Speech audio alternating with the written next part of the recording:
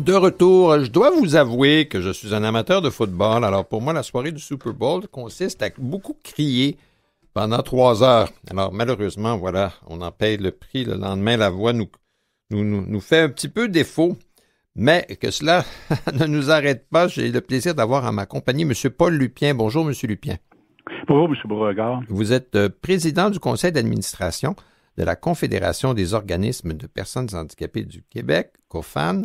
Et aujourd'hui, on va parler avec un peu en background d'une étude qui a été publiée ou dont il a été question dans les médias récemment au sujet de la représentation des personnes en situation de handicap dans les œuvres portées à l'écran, que ce soit la télé, le cinéma, et ainsi de suite. Et j'aimerais avoir vos commentaires là-dessus parce qu'il y a disons qu'il y a eu des progrès, mais on est encore pas mal loin du but. On est loin, puis justement, quand il sortait des chiffres de 14 puis en réalité, de personnes réellement handicapées qui étaient représentées. Les autres, c'était fait par des comédiens non handicapés. Moi, j'ai fait comme remarque rapidement, on n'accepte pas les blackface. Pourquoi qu'on accepte qu'une personne non handicapée joue le rôle d'une personne handicapée? Et souvent, ça change à l'image parce qu'une personne handicapée, on va donner un exemple, en fauteuil roulant, il se déplace rapidement. Oui. On les regarde dans les téléromans, ils se déplacent tranquillement. J'ai déjà vu, exemple, une personne qui jouait le rôle d'une personne aveugle avec la canne qui était dans les airs. Oh! Comme une antenne. Dans la réalité, ça donne une mauvaise image des personnes handicapées dans ce temps-là. Ce que je trouve plate, c'est justement, tu sais, et pourtant, rarement, même, j'ai jamais vu une personne handicapée, d'un téléroman ou quoi, qui revendique ses droits. Et pourtant, c'est ce qu'on fait tout le temps. Tout à fait. Et je pense que dans l'étude de l'UQAM qui avait été, qui vient entre autres de la part des chercheurs de la chaire de recherche du Canada sur les médias, les handicaps et les représentations, je pense qu'il disait qu'il y avait à peine 7% des personnes en situation de handicap qui étaient représentées en train de revendiquer leurs droits. Mais il y en avait, par contre, plus que le tiers qui se plaignaient de leur handicap, mais d'une façon qui n'était pas productive, là, juste comme quelqu'un qui pleurniche. Puis ça non plus, c'est pas la réalité. Ben, c'est loin d'être la réalité. Moi, s'il y a une place que j'ai vu des gens résilients, c'est bien les personnes handicapées. Puis, non, on apprend à vivre avec notre handicap, puis on passe à travers, puis on passe à autre chose. Et les gens sont très alertes et très productifs. Même au niveau de l'emploi, c'est rare qu'on va entendre parler un employeur qui va se plaindre de la personne handicapée qu'elle n'aurait pas un bon rendement ou quoi, parce que les personnes handicapées, souvent, vont donner plus, justement, à cause de leur handicap, parce qu'ils ont de la misère à se trouver un emploi. Alors, on ne voit pas ces choses-là, autres que puis la revendication de droits, ben, je dirais que c'est à peu près juste ça qu'on fait régulièrement, parce qu'on est malheureusement bafoué dans nos droits.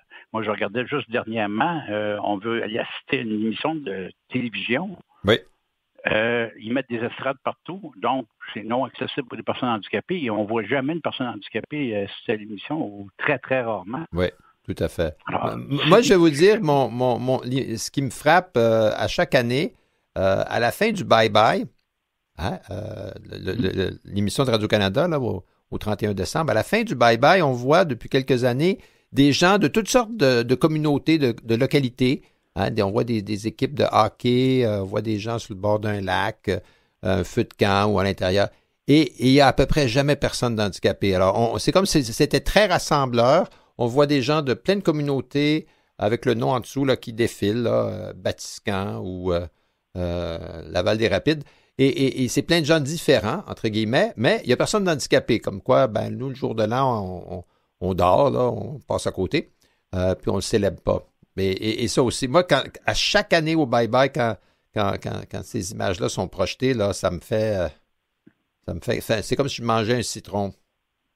C'est pas juste là, en plus. Oui. Même le gouvernement ou quoi que ce soit, on dirait que de parler du handicap, c'est pas à mode. Oui. Et pourtant, on parle du LGBTQ, on parle du racisme. On se lève, la population se lève contre le racisme systémique, etc. Mais les droits des personnes handicapées, excusez, là, mais on a les mêmes droits que le reste de la population. Normalement, là, il y en a une partie des personnes handicapées qui n'ont pas toujours été handicapées, qui deviennent des personnes handicapées soit un accident, soit par une maladie neurodégénérative, des choses comme ça. Ça va nous, on peut-tu avoir les mêmes droits? Puis on paye des taxes comme tout le monde. Oui.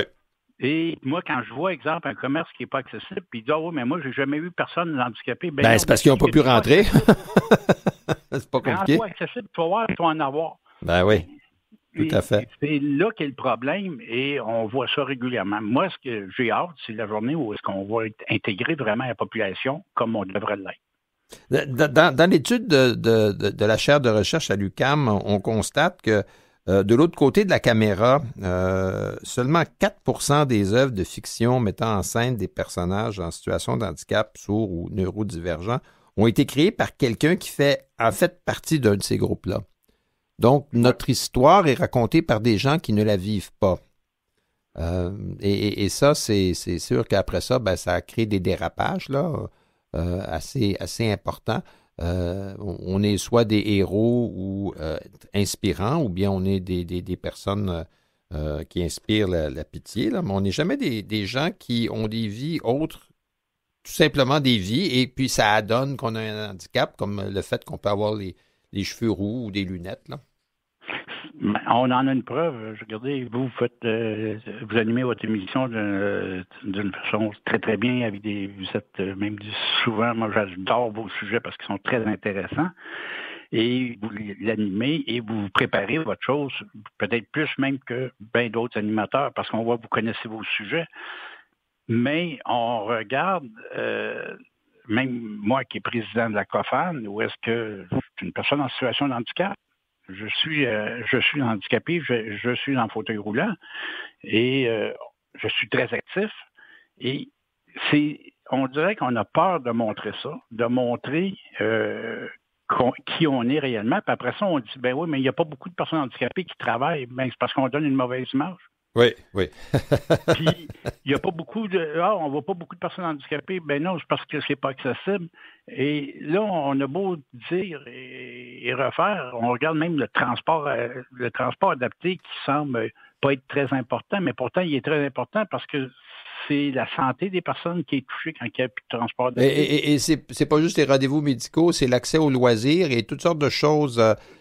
J'ai une bonne nouvelle. Je ne sais pas si c'est quelque chose qui va porter fruit, on l'espère.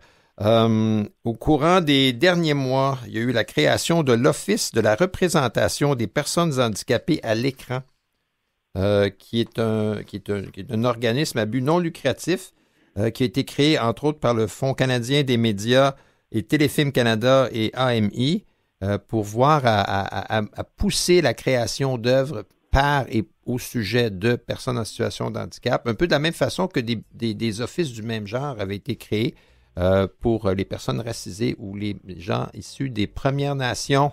On espère, M. Lupien, qu'on pourra en parler dans un an puis voir des progrès. En même temps, on regarde la loi de Mme Caltroux au niveau du Canada. On sait que tout ce qui est radio-diffusion dépend du CRTC. Et le CRTC, à cause de la loi de Mme Caltroux, maintenant, fait que les postes de télévision et de radio et tout ça doivent maintenant avoir un plan d'action pour les personnes handicapées. Tout à fait. Ça inclut la production et ça inclut aussi ce qu'on va voir à l'écran. Exactement. C'est tout pour aujourd'hui, M. Lupien. Oui. On va en reparler, c'est sûr, parce que c'est un sujet sur lequel on ne démordra pas. Vous écoutez Sans détour avec François Beauregard.